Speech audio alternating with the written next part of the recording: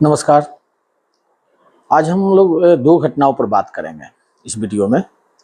पहली घटना जो हुई, जो सीजीआई के ऊपर जूता फेंकने का प्रयास किया गया जिस वकील के द्वारा, राकेश का नाम है। तो राकेश किशोर जी 72 वर्षीय वकील हैं।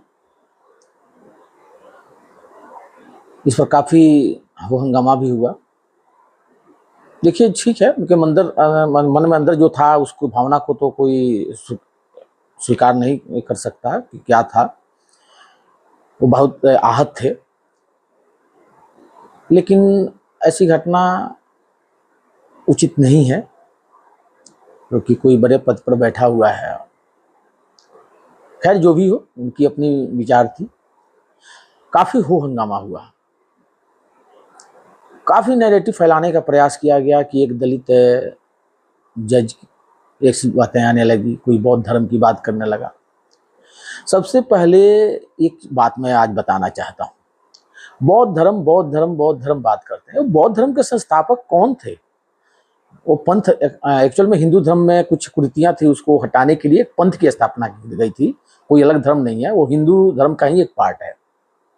जैसे हिंदू धर्म का सनातन धर्म है, वैसे ही वो भी एक पार्ट है। तो वो तो क्षत्रिय थे। तो जो बौद्ध धर्म को मानता है वो तो जाहिर है कि वो तो क्षत्रिय जैसा हो गया। लेकिन यहाँ नैरेटिव कैसे फैलाया जाता है, आप ये देखिए। लेकिन जैसे ही लोगों को पता लगा कि राकेश किशोर जी दलित हैं, फिर सब जगह शांति आ गई, कोई कुछ नहीं बोल रहा अभी। देखिए, यही सुप्रीम कोर्ट में कई केसेज गए हैं और अभिव्यक्ति की आज़ादी के नाम पर इसी सुप्रीम कोर्ट ने सबको छोड़ दिया है। माफ़ी मांग लो, किसी को कुछ, किसी को कुछ, बड़े बड़े नेता। तो देखिए, नियम कानून सबके लिए बराबर होना चाहिए। फिर मैं एक बार बोलूँगा कि खैर उनका तरीका सही नहीं था विरोध करने का, लेकिन अभिव्यक्ति की आज़ादी है भाई, और वो दलित हैं, और एक दलित के पीछे इतने लोग पड़ गए। बौद्ध धर्म मानने वाले दलित नहीं है, क्योंकि उसकी जो संस्थापक हैं वो एक क्षत्रिय हैं, राजा हैं।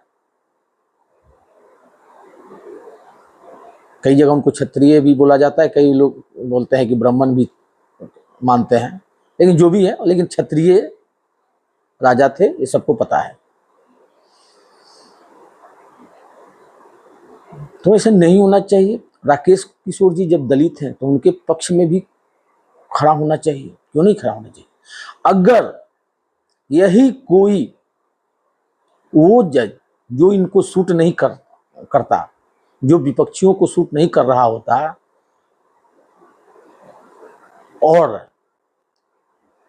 उस पर ऐसा प्रयास हुआ होता, तो राकेश किशोर जी के साथ सारे के सारे खड़े हो जाते। क्योंकि मैं क्या कहना चाहता हूं समझिए, जो स्वर्ण होता, पता है, मिश्रा जी जो थे उनके पीछे लोग सारे के सारे पीछे पड़ गए थे, अभियोग लगाने के भी पीछे आ गए थे, ऐसी भी स्थिति आई थी।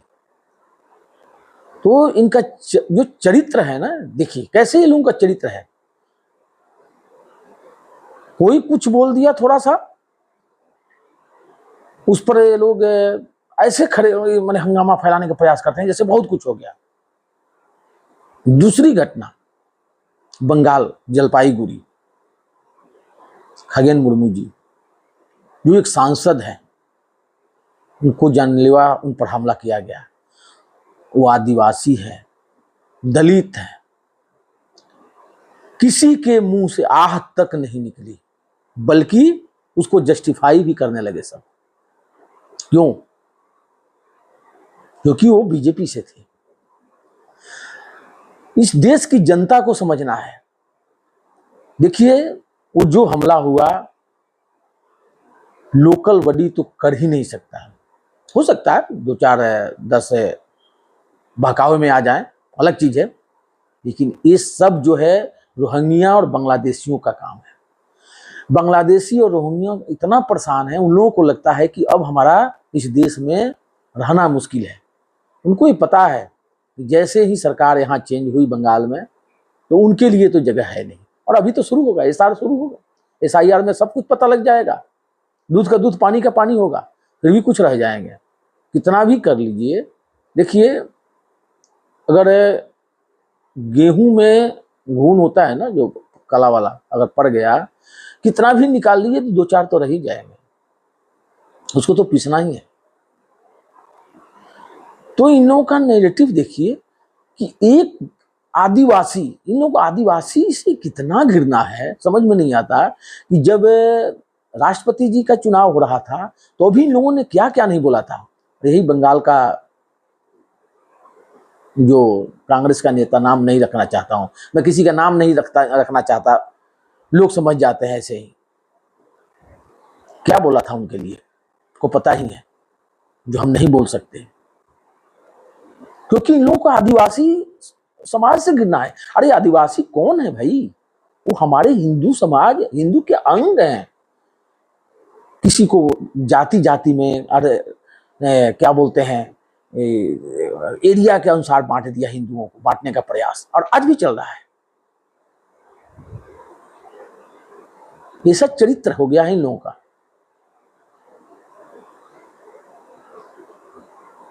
इनका बस चले तो हिंदुओं को तो सबको जान से मार दें। एकदम इनके मुंह में ऐसे ये हो जाता है, दही जम जाता है, जैसे आवाज नहीं निकलती। ना ही खगेन मुर्मू जी के लिए आवाज निकली, और देखिए राकेश किशोर जी के लिए भी आवाज इनको निकलना चाहिए था। अगर वही कोई स्वर्ण जज होता ना, तो अब तक हो चुका होता। ये लोग खूब खुशियां मना रहे होते, बहुत अच्छा है इन्होंने ऐसा किया, ऐसा किया। देखिए किसी भी धर्म के, जो हम भगवान मानते हैं, कोई अल्लाह मानता है, कोई ईश्वर मानता है, कुछ भी मानता है, बोलने का अधिकार किसी को नहीं है। और जाहिर है आप बोलोगे तो दुख होगा। अभिव्यक्ति की अगर आजादी है तो राकेश किशोर जी ने कोई गलत नहीं किया। अगर उनका वकालतनामा रजिस्टर जो था रद्द किया गया तो गलत है, अगर अभिव्यक्ति की आजादी वाला वर्ड नहीं है तो। लेकिन यही वर्ड से बार बार सुप्रीम कोर्ट में ऐसे ऐसे गंदे वर्ड निकालने वाले हिंदू धर्म के विरुद्ध, चाहे हिंदू धर्म के देवता के विरुद्ध, सबको आसानी से ही छोड़ दिया गया, डांट के छोड़ दिया गया। ऐसा क्यों? आज राकेश किशोर जी अगर दलित हैं तो उनके साथ भी खड़ा होते। तो इनके चेहरे और चरित्रों को हमें जनता को समझना है, हम हिंदू को समझना है। देखिए बटेंगे तो कटेंगे, और एक रहेंगे तो सेफ रहेंगे, ये बात हरदम ध्यान में रहे। ये भूलने वाली चीज नहीं है। 2-4 चीजें हैं जो आप थोड़े दिन, कुछ दिन याद रखते हैं, फिर भूल जाते हैं। नहीं, हरदम याद रखें, बटेंगे तो कटेंगे, एक रहेंगे तो सेफ रहेंगे। इसी विचार के साथ सबको आगे बढ़ना है। कितना भी कोई तोड़ने का प्रयास करे, कितना भी कोई जातिवादी का खेल खेले, नहीं होने देना है। भगवान जल्दी से खगेन मुर्मू जी को ठीक करें। उनके साथ विधायक भी थे, उनको भी चोट आई। खगेन मुर्मू जी की तो खैर हालत बहुत ज़्यादा ही खराब थी, और उनकी स्थिति देखकर तो समझिए कि हृदय कांप जा रहा था। कोई भी यही बात बोल रहा था कि जब जहां एक MP यानी एक सांसद और एक विधायक सिर्फ नहीं है, तो आम कार्यकर्ता का क्या वैल्यू होगा? ये तो बात सही है। देखिए राजनीति में विचार अलग अलग हो सकते हैं, लेकिन ऐसी परिस्थिति, ये तो बिल्कुल गंदी परिस्थिति है। बाकी मैं इसको अभी यहीं समाप्त कर रहा हूँ। धन्यवाद। जय हिंद, जय भारत। आप इस चैनल को सब्सक्राइब करें और लाइक भी करें, शेयर करें, कुछ लोगों तक पहुँचे। और सबसे ये प्रयास